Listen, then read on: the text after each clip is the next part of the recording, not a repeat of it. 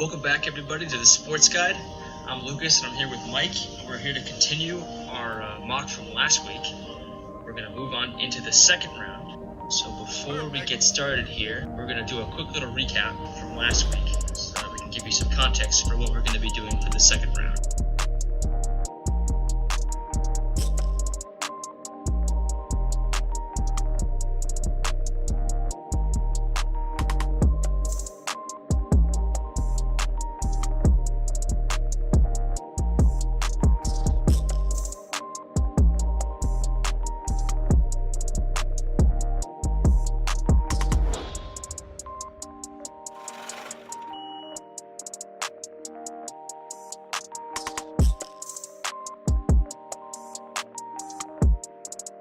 Okay, so today we are going to have the same format as last time, no trades. I will be doing evens and Lucas will be doing odds. I will also be doing the Cowboys with the first pick in the second round. The Cincinnati Bengals select Ross Blacklock, defensive tackle from TCU. This guy has got first round talent. I'm so happy that he's here. I was afraid that the Patriots would maybe snag him up. If he learns the right lessons from Geno Atkins, we got a good front four right there. Because we have decent edge rushers right now. He's a replacement for Geno. That's a long-term investment, and I'm 100% with it. He will fill a need in the future, you know? Right. And the Bengals this year, I believe, had the worst run defense in the league. Yeah, and that starts with the guys in the trenches. Yep, and it starts with the guys in the trenches, exactly. He's a guy who can flow through guards and centers. He's versatile. He did have an injury last year, but he came back this year, was incredibly explosive. He's got power. He can bulldoze dudes. Guy's tough. I love the pick. I love him here. I'm taking him. I like it. Call me crazy, but this, I could see maybe the Bengals cutting Geno, save some cap room. I think you could also trade him, get some value, because the Bengals are in a rebuild right now. So the more picks, the better. The more cap room, the better. I'm not saying they're gonna do it. I'm just saying that leaves the opportunity, the chance for that to happen. I think that's very beneficial for the Bengals. Pick number 34, the Indianapolis Colts. The Colts, they do have needs, but it's not die-hard needs. I think they do trust Jacoby Brissett, but I also think they're scared with him. So with that being said, the guy you take, you can work his way up through the system, essentially, would be Jacob Eason out of Washington. I think he has Andrew Luck-like features. He has a cannon for an arm. He can move if he needs to. He needs to work on the reading plays, but that comes with learning more. But I think he can be better than Brissett. I love the pick. I think Jacob Eason's going to be a great quarterback. He's one of those guys that I'm willing to invest in. You're right. He throws a great ball. He's got a rocket of an arm. His reads are a little slow. It's very stiff in the pocket. But in terms of being an accurate passer and being able to throw the ball, you don't have much better than Jacob Eason right now.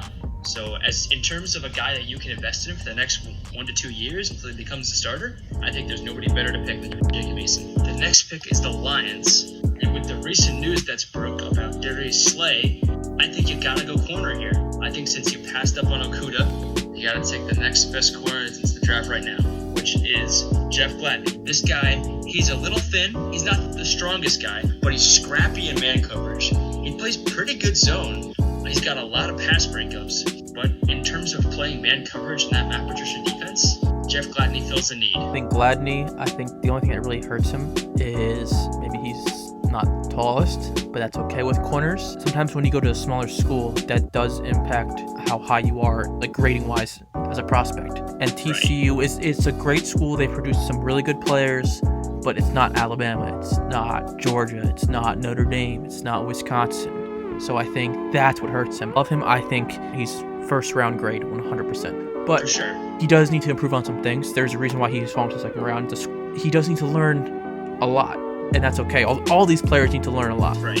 I think he's a very, very good day 2 pick. Like, this is a perfect spot for him, 100%. You can't get much better at corner than Jeff Gladney. On to the Giants.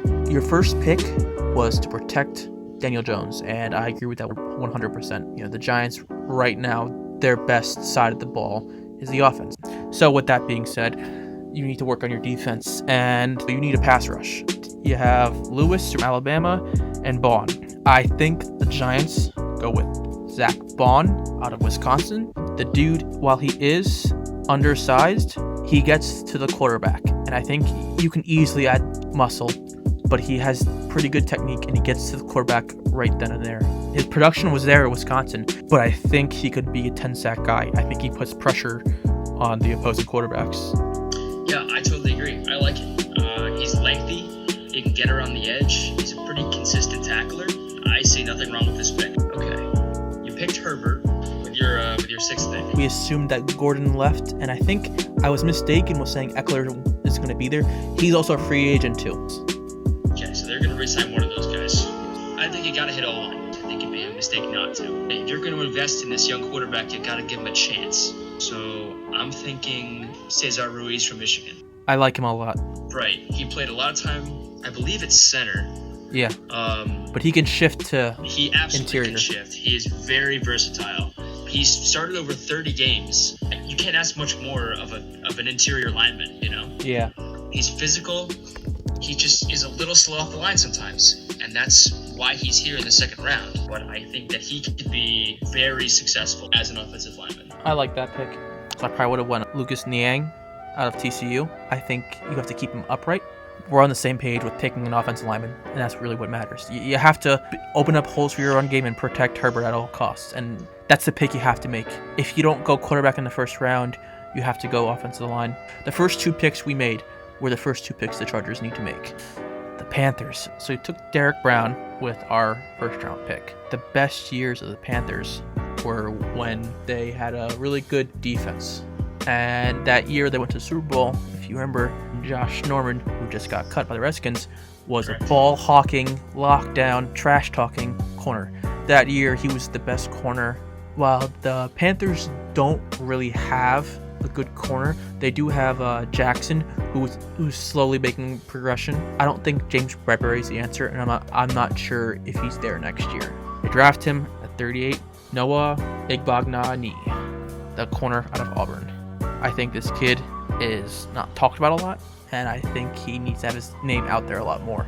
He plays very physical. He played at Auburn, and you have to be a good corner. You have to keep up with the SEC crazy wide receivers, you know?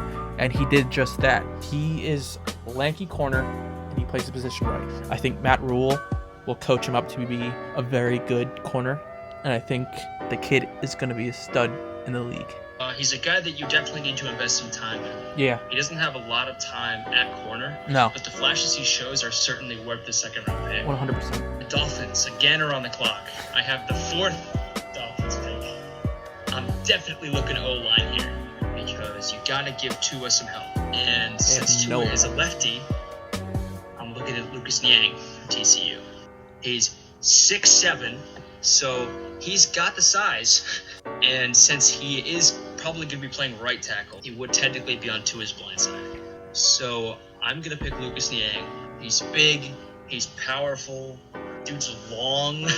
He's raw, but I think he can be an average starter, if not an above-average starter at right tackle in the NFL. I can't disagree at all with that. I agree 100%. I think you have to protect Tua at all costs. Tua cannot be productive if he's playing hurt. Like, Right. When he's 100%, he's the top candidate for the Heisman. He's winning championships. When he's hurt, you knew Alabama they were going to break soon.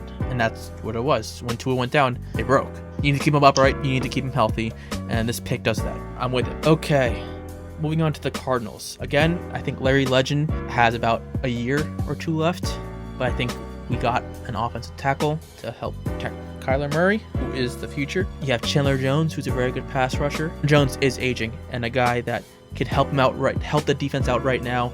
A guy that can learn from Chandler Jones is Terrell Lewis out of Alabama. He's a very good pass rusher.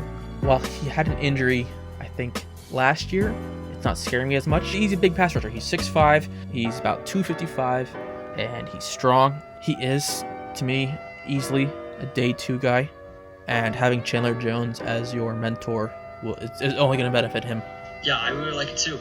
I think this guy, he definitely explodes off the line. And if there are any slow offensive linemen or bad blocking running backs, this guy's going to eat them up. I really like this a lot. I think it's a good fit. Okay, the Browns. The Browns do still need some O-line, but they also do have a need way back in the secondary at safety. So I'm stuck here a little bit between Lloyd Cushenberry, and Antoine Winfield. Me personally, I think Winfield is a better prospect.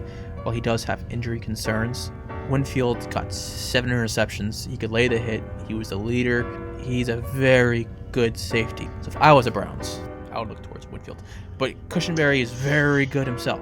Cushenberry. I mean, these two guys aren't a bad pick. That LSU offensive line. There's a good argument to be made for both these guys, and I think while I do see the benefits of picking Cushenberry, I think I'm gonna go with Winfield. I think if you have Greedy, you have Denzel, and then you have Winfield over the top. While he's not the rangiest guy, he's got some really good football IQ. He's very balanced. Yes, and I think having that is going to be really good for the Browns secondary, so I'm locking in Winfield. I'm very big on him. I think the Browns made a good pick. The kid has a very high ceiling. To the Jags, they were hurt by poor offensive line. They were hurt by bad coaching. Jawan Taylor did come on towards the end of the season. I still am trying to believe in Cam Robinson. Their interior offensive line is kind of shaky. With that being said, the Jaguars do go offensive line interior. It's Lloyd Cushenberry. I think you move him to right guard. You protect Nick Foles. You protect or Gardner. You open up holes for Fournette. I think this is the pick you make to help progress your offense. Yeah, I like it. Like I said before, I think Cushenberry has been the cornerstone of that LSU offensive line. And I think he projects well to be a good starter, not only at center, but pretty much anywhere in the interior. I like this pick. I like it a lot. All right, so the Bears are now out, and the Bears have an interesting situation. Yeah. You have Mr. Trubisky, and what you do with him, I don't even know how to answer that question. But I do think that they stick him out for another year, maybe 2. So, if you're going to go with Trubisky, you got to give him time to make mistakes on his own with his horrible footwork. So I'm picking Austin Jackson from USC. Where are you moving him? I feel like you could play him at right. I feel like he also could grow into another left tackle. But I definitely think you should keep him at right for now. He's really raw, and in terms of recognizing what's happening in front of him, he just relies a lot on his athleticism and his instincts. And it shows on tape. When he does rely on his athleticism and instincts, and it works, dude's a lockdown tackle. He is a big guy. He is 6'6", 310. So this guy, I think the Bears can invest in him. That way, if you do decide to go a different route at quarterback later on, you have a set offensive tackle there, ready to pick up the slack for the next quarterback. Bears are a hard team because their major need, potentially quarterback and potentially offensive line. Your defense was good, but they were on the field, felt like 45 minutes out of 60 minutes. And it doesn't matter who you have on defense.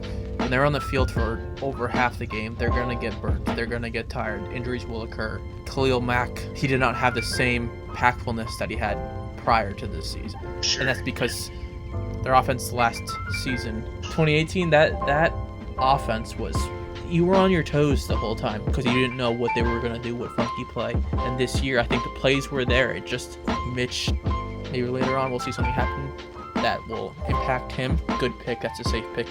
Back with the Colts. So you took your potential quarterback. You have an edge rusher to help your defense. I think you need to solidify your corners. So I think taking Damon Arnett, his potential is true number 1 corner. He's only 6 foot, but that's not bad for a corner. And he's almost 200 pounds. So he's a somewhat big dude. He did pretty well in the playoffs. He did get burned a few times. I think this guy has to be worked on a little bit, but the Colts need turnovers. And Malik Hooker and Arnett, they can be a nice duo together. I know Hooker is a free safety. I think turnovers can come from these two guys. Yeah, for sure. He's a guy who is a bully at the line, and he's a really good tackler. So I really like him. I honestly was starting to convince myself that he could be taken in the late first round. But I think Henderson just has a higher upside. But in terms of being a tough, physical corner that has produced in this last season, I don't know if I have a name that's better than Arnett right now. Yeah. So with the Lions pick, for a while I was starting to consider taking Arnett over Gladney, but I just think Gladney is a more complete corner right now than Arnett is, because he can play man and zone. And Arnett still kind of struggles with zones sometimes. All right, the Bucs are next. And last round we took Jordan Love. That was my Daniel Jones hot take pick.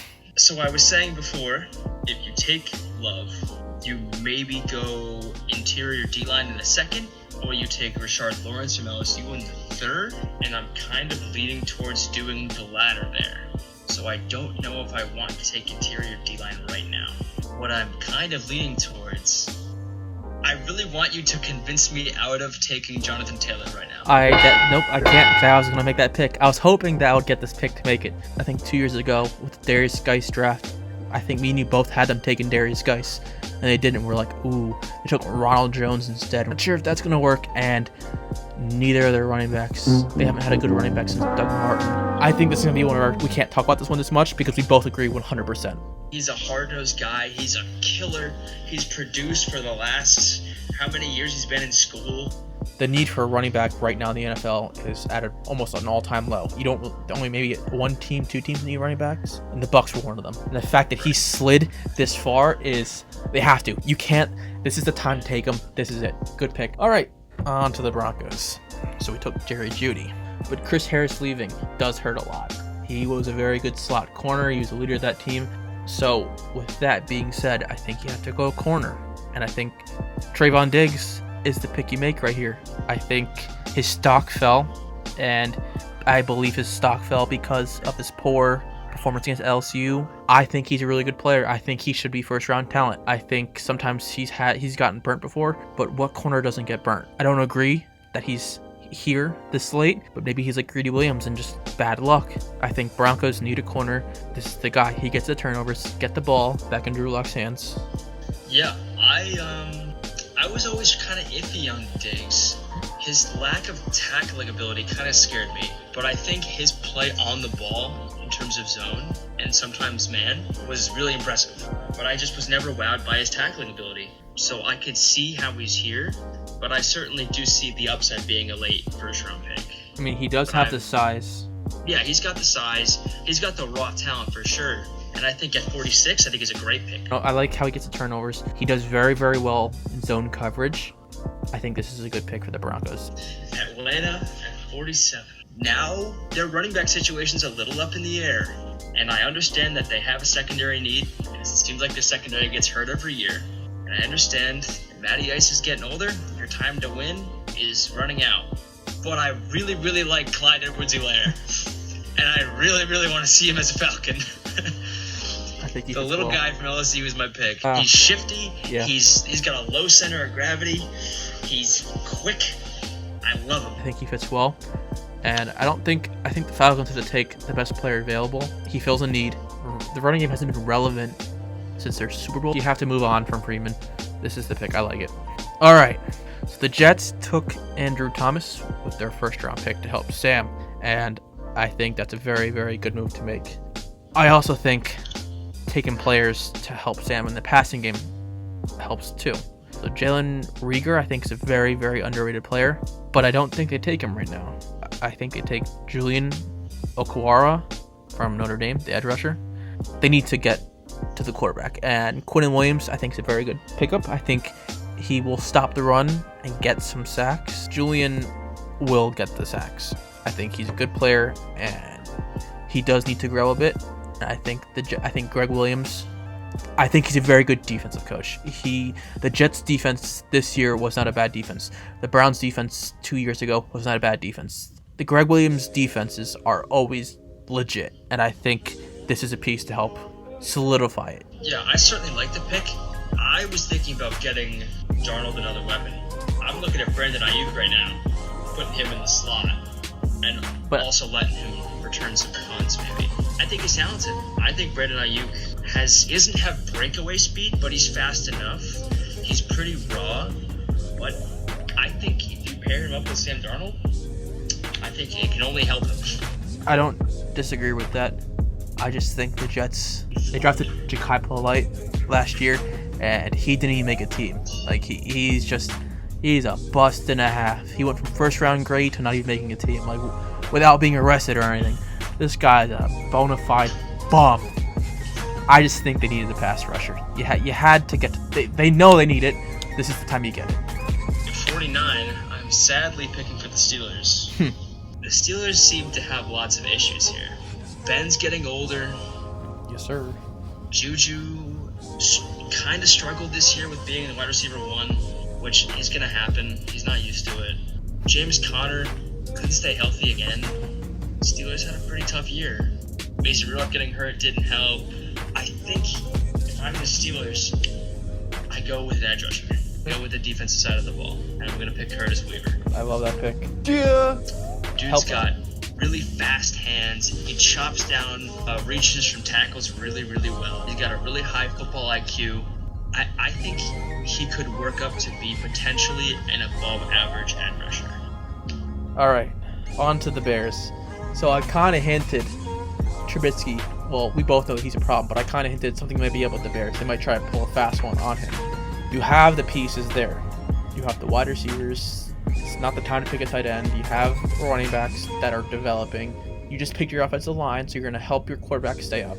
Notice I said quarterback and not Mitch. That's because I think a guy who fits the Bears' offense the best is Jalen Hurts. They have a makeshift offense. Pieces are moving everywhere. I think he goes with Hurts because you need to have a quarterback who is mobile, who's played in big games. Mitch isn't clutch. Mitch can't even win regular season games. He turns the ball over all the time.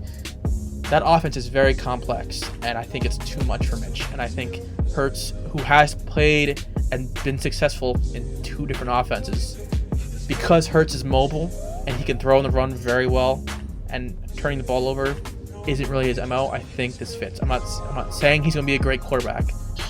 It's a very interesting pick. I was not expecting Jalen Hurts at all. In terms of being a quarterback prospect, he struggles a lot with progressions. Yes. We all saw this season in Oklahoma. He relied a lot on his legs. He set records for using his legs, which is great for him at a college level. Yeah. And I think certainly with the way the league is trending, some of that will translate. If you pick Hurts, he's not going to play his rookie year. No. He's going to sit maybe into possibly even his 3rd year. Oh, wow. If he shows that he can't hit progressions and his arm accuracy is not there, you can't play him. But I certainly don't think that's going to happen. I think he's going to be a year 2 starter. And I can't say I love the pick because I wasn't expecting it, but I think it could potentially work out. Move on to the Cowboys. I want to ask you, who do you think I'm leaning towards? Because I took Delpit. Justin Mandabuike. It's either him or it's AJ Terrell from Clemson. Dallas likes to go outside the box with their picks, especially later on.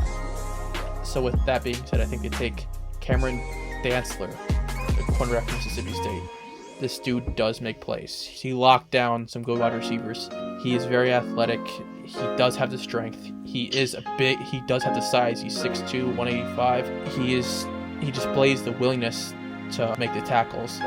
He's a better man corner, and I think Dallas' defense is going to lean towards man corner. I think this is the pick they make. I think a lot of Cowboys fans will be shocked with Byron Jones leaving. You need a tall corner who gets turnovers. Byron Jones he had the size. He covered very, very well, but did not get turnovers. Dallas needs the turnovers. With Dantzler and Delpit, you are bound to get turnovers. Dantzler's a guy, he's really good at reading quarterback eyes and cutting off routes and beating receivers to the ball. I think it's something that he's really good at. And I think if you're looking for turnovers, this is kind of a ball hawk in CB. This is the guy that you would want. All right, the Rams. I know I have 3 picks in a row. I think Whitworth retired this year, and he's a free agent, so I think he's gone either way. I think the pick they make is AJ Terrell. Having Jalen Ramsey is great, but you need that other guy. They have good safeties. They have Taylor Rapp. They have John Johnson. They don't have Aqib Talib. They don't have Marcus Peters. You need to have another corner to help out Ramsey to really lock down that defense. And I think Terrell, while he did have some issues in big-time games, he is a good athlete. He has the size. He's quick with his feet. He has good transitions. He's very good with man. So I think Terrell's the guy. Yeah, I was always a big fan of Terrell. I think he's really, really athletic, and I think it shows.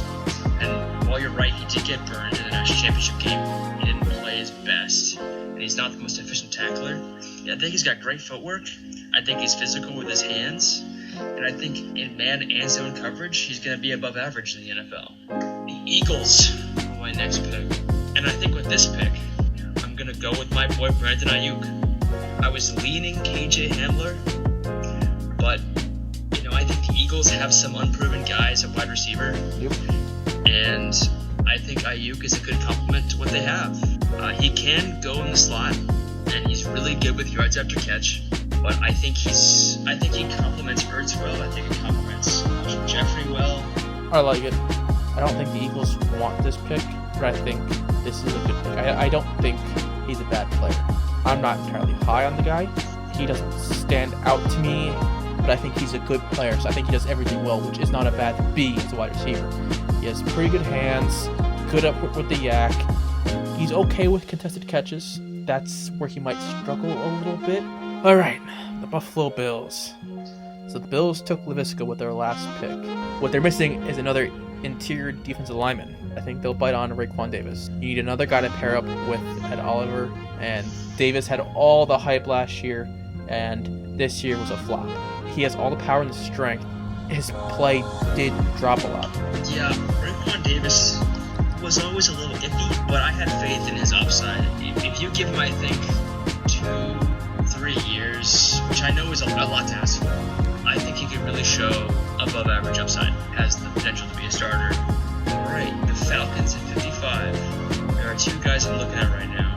I'm going to go with my boy Prince. My boy Prince Tega Wanago. Guy has decent run blocking. Guy is an above average pass blocker. He just doesn't have the greatest technique. He's long, he can move, but he's a little sloppy and raw. But if you clean him up, he could be a really good offensive tackle. I think he needs a lot of work. My question for you is, they just drafted a right tackle last year. Are you saying he's going to play over the right tackle, or is he a replacement for Jake Matthews, or what do you see Atlanta doing? Do you see them releasing Jake Matthews? Because Jake Matthews is highly paid, and production's not bad, but it's not worth the money. He's not top tier. I'm leaning towards a cut.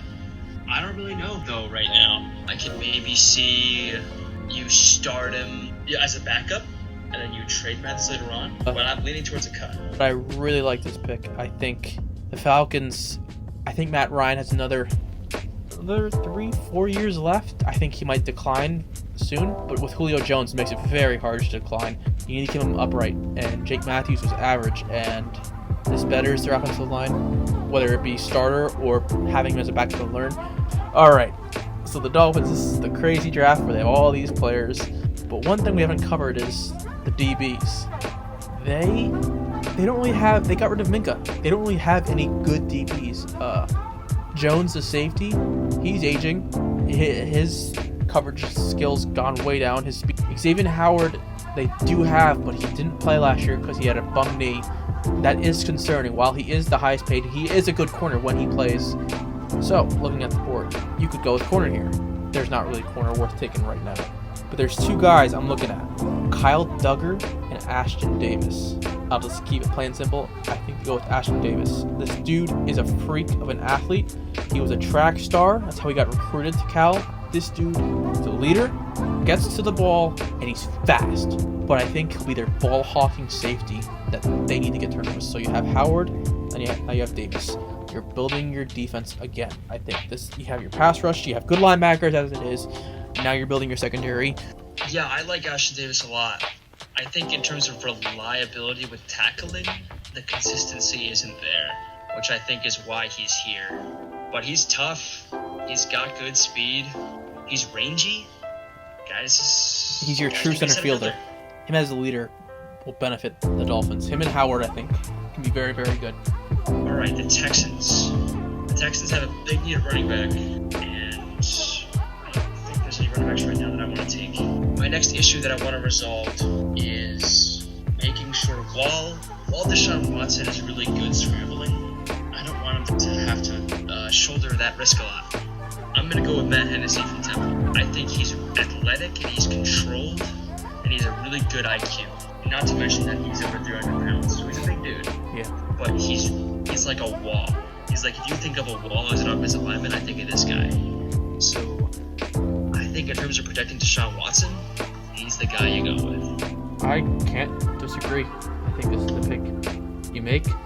You know, you have a great offense, having Hennessy, having him at guard. Yeah, you absolutely play him at guard. And I think that benefits him more. That's less stress for him. While he did play in a smaller school, he is, I don't want to say short and stocky, but he's stocky at 300 pounds. I think he'll mold well with the Texans. Again, they don't need the most exciting picks right now. I think they just need the right players, and I think this guy's the right player. The Vikings. So I took Josh Jones with their last pick. Xavier Rhodes has been going on a downward slope.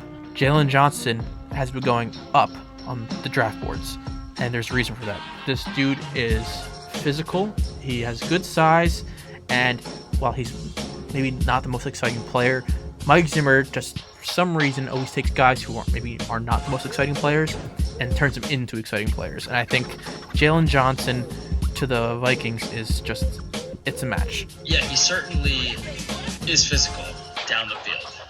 I'm a little hesitant with exactly how physical he is, though. He's really good at tracking the ball and, frankly, just man coverage in general. But I have some fears about lack of discipline down the field. Yeah. But I think in the second round, a guy with this upside is a good pick for the Vikings. Seattle Seahawks. I, right now, am looking at who's left right now in the second round. Jalen Rieger is still on the board. And KJ Hamler's still on the board.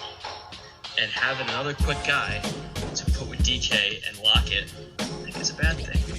So I'm going to go with Jalen Rieger. I think Seattle swipes him up. I think they're thrilled that he's still here. It gives Russell Wilson another weapon, and that Seattle offense just has another dynamic playmaker that teams have to worry about. He's incredibly fast down the field. Dude's pretty tough. He just has some issues with his hands, which can be resolved through practice with professionals. But he runs a great route tree, and obviously his rack is going to be awesome because he's just so freaking fast. You know, the catch radius is really impressive for his frame, and he's really dangerous with the ball in his hands. And he's shown the traits to play inside or outside with his versatility and his athleticism. I think the best pro comp you can give him is Deshaun Jackson. Yeah, I can see that. On to the Ravens. We need to help out the face of the franchise, Lamar. You have Marquise Brown. He's your speedster. He's the guys who make every DB take 3 steps back the second he breaks. And you have Mark Andrews, who's a great tight end. But what you're missing is a guy with, a good catch radius. He played for a school that was all right, had a lot of high expectations. His quarterback didn't really allow him to display the talent the way that he could have. But if you watch enough games of him, you can see the glimpses of a great wide receiver at the next level. His athleticism is natural and fluid, and the playmaking ability is there. He has shown the ability to be a threat in all 3 levels of the defense. The guy I'm taking, Donovan Peoples-Jones. I hate you. I hate you. I had to. They need the go-getter. They need the guy to, when Lamar throws it up, he can bring it in. Yeah, I really like Peoples-Jones, and I was really hoping he would last until 65. I'm really upset. But, you know, he's a guy who could do it all, but he never really got the chance to do it all. Michigan has always been a defensive school. All right, I have the Titans at 61. I am kind of leaning towards edge because the last pick was T. Higgins, and I really am a big fan of Joshua Uche. And that Titans defense, it was good. It just wasn't like a top-tier defense, you know? When I was watching those playoff games, I was never confident in the Titans defense making any kind of big play. They seemed kind of like bend, don't break, and then just get the offense the ball, which is fine. But I think if you want to take your defense to the next level, you got to have another guy to rush the pass. And I think Josh Uche is that guy. Dude explodes off the line. He's great at getting low and diving around tackles. Yeah.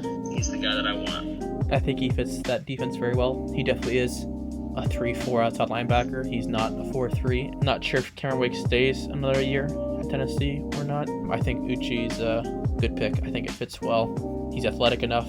I know I'm not the biggest fan on Michigan pass rushers, but I think he's an exception. To the Packers. Oh, you're going to hate me for this one. Sorry I gotta do this to you. Aaron Rodgers, his days are winding down. You're not about to pick Jake Fromm right now, are you? Are you really going to rob me of a Jake Fromm pick? Are you really going to do that to me right now? His days are winding down.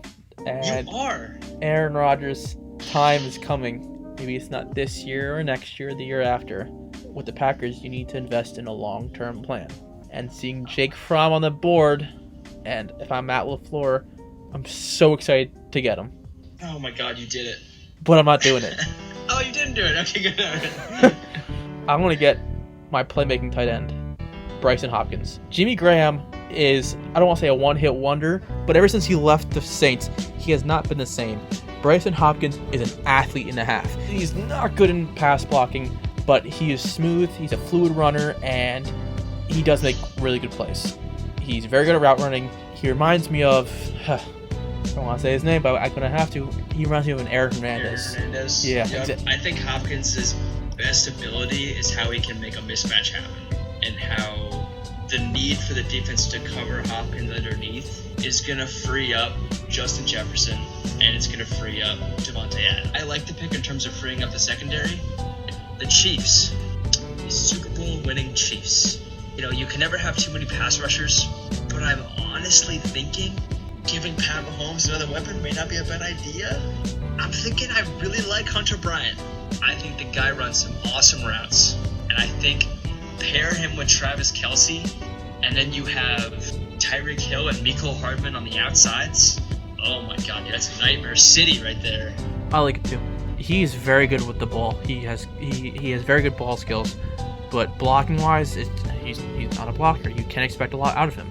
Seattle's a tough team to pick for. Again, like the Chiefs, they don't really have a need, so they're missing a corner to get the ball, and they have one of the Griffins, a pretty good corner, but they need the ball hawking corner. They run a cover 3, and there's one corner on the board I'm looking at right now who has good size, who has good footwork. He's good in man, he's good at tackling, he has the IQ awareness. He was the number 1 corner starting this season, but had a terrible injury. I'm going with Bryce Hall out of Virginia. Seahawks, they thrive when they have a good defense, and with McKinney and Bryce Hall, this is going to equal turnovers to get the ball back in Russ's hands, and Russ will get you touchdowns. Russ will win you games. Yeah, I think the Bryce Hall pick is interesting. I think he's really good on the ball. When the ball is thrown his way, I think he does a really good job breaking it up, going for the pick. And he did have that injury this year. But I think as an investment pick, I don't think picking Bryce Hall is a bad idea. Because if he is CB3 or 2 his first year, guy gets good reps in. I'm sure he impresses in camp. Maybe he takes over as CB1. That's what I was thinking. I think this dude, he goes in as a CB3, CB2. I think he starts CB2. And I think by the end of the year, we'll see him be CB1, and he'll have pretty good numbers. So, finish round 2. What pick did I make that shocked you? The Julian Okwara pick kind of shocked me, but the obvious choice here is Jalen Hurts to the Bears. The pick that you made that shocked me was Jalen Reagor to the Seahawks. I don't think Pete Carroll, I just never could see him in a Seahawks uniform. All right, what I wanted to ask you is this. So far, the 2 rounds that we've done, what's been your favorite pick, and what pick was your favorite that I made? My favorite pick, I really hate to say it, but Donovan Peoples-Jones to the Ravens, I think is a really good pick.